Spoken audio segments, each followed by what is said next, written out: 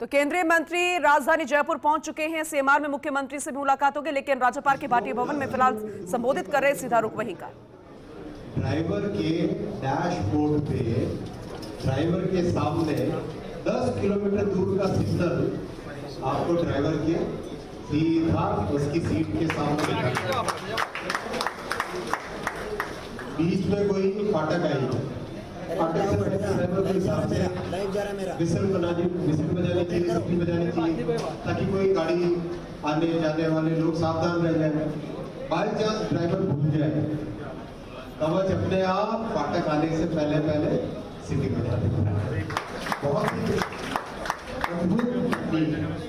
तो आज कई वर्षों की तपस्या के बाद में कवच का काम संपूर्ण डिजाइन का काम संपूर्ण हुआ और अपना पहला सेक्शन चालू होगा सवाई माधोपुर से कोटा और नागपुर। ये भी राजस्थान का गौरव है कि पहला हमारे राजस्थान में कवच का सेक्शन पूरा हुआ। ये देखना जरूरी था कि किस तरह से काम कर रहा है। ड्राइवर के साथ बैठ के कोई कार्यक्रम नहीं करके कोई बड़ी सभा नहीं करके ड्राइवर के साथ बैठ के कवच का निरीक्षण करने का आज कार्यक्रम। दूसरा कार्यक्रम था अपने जयपुर के गांधीनगर स्टेशन।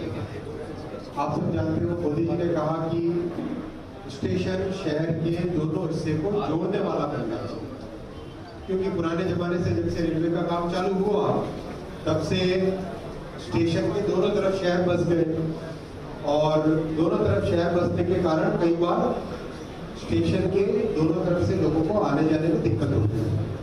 तो प्रधानमंत्री जी ने एक नई हमको धारणा दी, एक नई थिंकिंग दी, नई थॉट दिया कि एक रूफ प्लाजा बनाओ, यानी पटरी और प्लेटफॉर्म है उसके ऊपर एक छत जैसी चीज बने, छत बने जो कि इधर के लोग इधर आ सके आराम से और इधर के लोग आराम से उधर जा सके, यानी शहर के दोनों हिस्से जुड़ जाए। तो उसका भी पहला काम चालू हुआ है गांधीनगर स्टेशन में। उसका भी आज निरीक्षण है, तो वो दोनों काम देखूंगा और आप सबके साथ बैठने का मन में था। मैं जब अपने को मौका मिला है बातचीत करने का तो मैं आपके सामने कुछ तथ्य भी रखना चाहूंगा जो कि कई बार हमारे विपक्षी दलों को बताने जरूरी होते हैं। आप अगर नोट करें बहुत छोटी सी चीजें, 3 चीजें नोट करनी पड़ेगी, 3 से ज्यादा नहीं। फोन में भी कर सकते हैं और डायरी में भी कर सकते हैं, जैसा आपको सुविधा।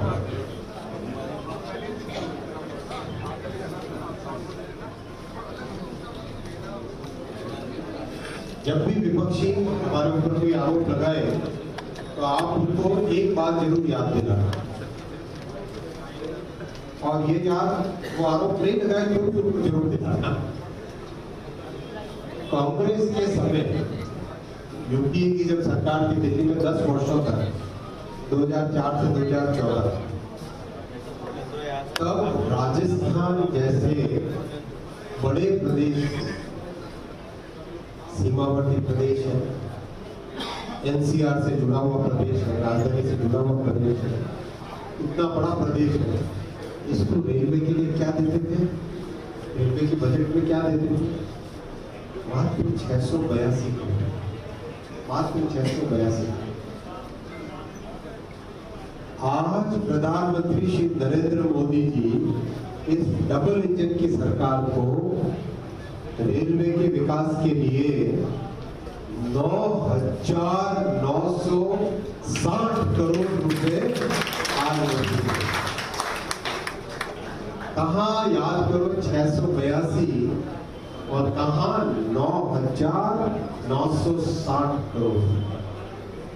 ये तथ्य हमें अपने विपक्षियों को याद करवाना ही चाहिए, बार बार याद करवाना चाहिए कि कैसे आपकी कांग्रेस के समय में राजस्थान के प्रति भेदभाव होता था और कैसे मोदी जी ने इस भेदभाव को दूर किया और उसका रिजल्ट दिख रहा है। जितनी राजस्थान में 10 वर्षों में विद्युतीकरण हुआ है,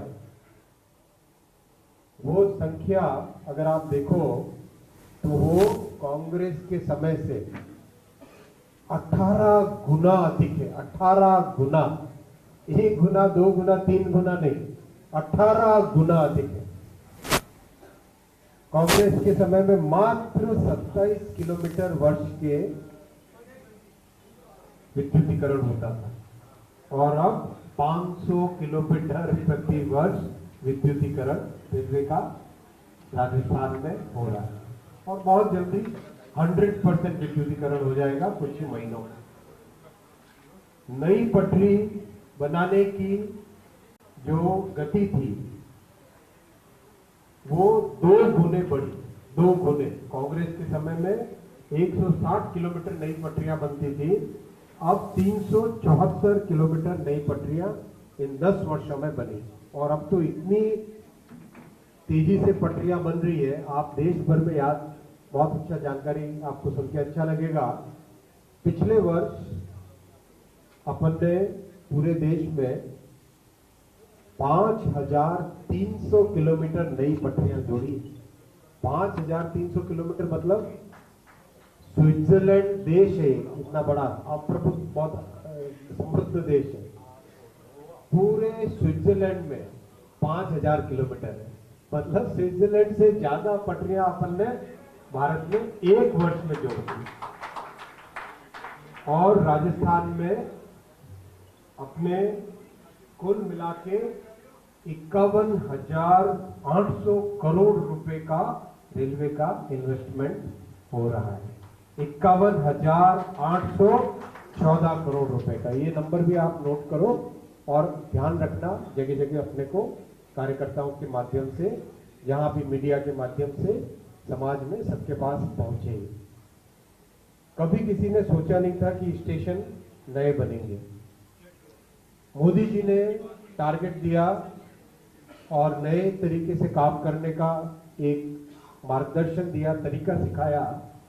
आज अपने राजस्थान में 85 स्टेशन नए बन रहे हैं, पूरी तरह से संपूर्ण तरीके से नए बन रहे हैं। और अपने जयपुर एरिया में अगर देखो, आसपास का भी क्षेत्र लो, तो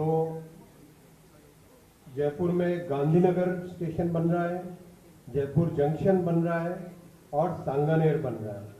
और जयपुर का ग्रामीण क्षेत्र भी ले लो, नरैना, फुलेरा, और इधर आओ दौसा की तरफ जाओ तो बांदीकुई, दौसा, मांडावर, महावा रोड, राजगढ़, करीब करीब पूरे प्रदेश में अगर हम देखें, अजमेर जिले में, अलवर में, बांसवाड़ा में, बाड़मेर में, पूरे राजस्थान में 85 स्टेशन एक तरीके से पूरे नए बन रहे हैं।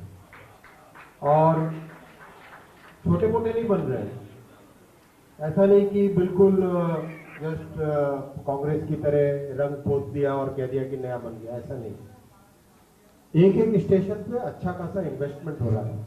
अपना गांधीनगर स्टेशन 211 करोड़ रुपए का उसमें इन्वेस्टमेंट हो रहा है, 211 करोड़ रुपए। अपना जयपुर जंक्शन 717 करोड़ रुपए का इन्वेस्टमेंट हो रहा है, 717। ऐसे ही करीब करीब पूरे प्रदेश के सभी स्टेशनों में कुल मिला के करीब 8,000 करोड़ रुपए का इन्वेस्टमेंट होगा, करीब करीब 8,000 करोड़ रुपए का इन्वेस्टमेंट होगा। साथ ही साथ कैसे जयपुर में रोजगार के नए साधन उत्पन्न हो, आईटी इंडस्ट्री आए, मैन्युफैक्चरिंग की व्यवस्था हो, नए कार्गो टर्मिनल बने। तो अभी मैं माननीय मुख्यमंत्री जी से मिला था सुबह, मुख्यमंत्री जी से मैंने निवेदन किया है कि रेलवे और फ्रेट कॉरिडोर के साथ आप राजस्थान में जितने मल्टी मॉडल कार्गो टर्मिनल बनाना चाहते हो, जितने भी बनाना चाहते हो, राजस्थान कोई सीमा नहीं है। आप 10 बनाना चाहो, 15 बनाना चाहो, 20 बनाना चाहो, ये अश्विनी भाई बैठा है, प्रधानमंत्री श्री नरेंद्र मोदी जी का आशीर्वाद है, जितने बनाना चाहो अपन बनाएंगे। कदम से कदम मिला के चले। जैसा माननीय अध्यक्ष जी ने कहा था, आप जमीन की व्यवस्था देखो, मैं व्यवस्था देखूंगा रेलवे के साथ उसको जोड़ने की। इससे नए उद्योग आए राजस्थान में, नया रोजगार उत्पन्न हो। और साथियों, एक चीज याद रखना, कई बार हमारे विपक्षी कई तरह के भ्रम फैलाने की कोशिश करते हैं। पिछले चुनाव में याद कीजिए, एक संविधान का मुद्दा उठाया, कहा कि आरक्षण खतरे में है, ऐसा कहा कांग्रेस ने। वो जो झूठ है, अपने मारवाड़ी में कहते हैं ना, राजस्थानी में कहते हैं कि काठ की हांडी दो बार नहीं चढ़ती, बार बार नहीं चढ़ती। अब वो झूठ खत्म हो गया उनका। अभी मैं महाराष्ट्र के चुनाव की जिम्मेदारी है, पूरे प्रदेश में जहां पर भी घूम के कार्यकर्ताओं से बात करता हूं, वो झूठ एक बार उन्होंने जितना भी प्रयास किया, जो भी उसका प्रभाव रहा, लेकिन अब वो झूठ खत्म हो गया। संविधान की रक्षा करना, संविधान के अनुसार चलना, वो तो हमारे हर भाजपा के कार्यकर्ता के खून में है।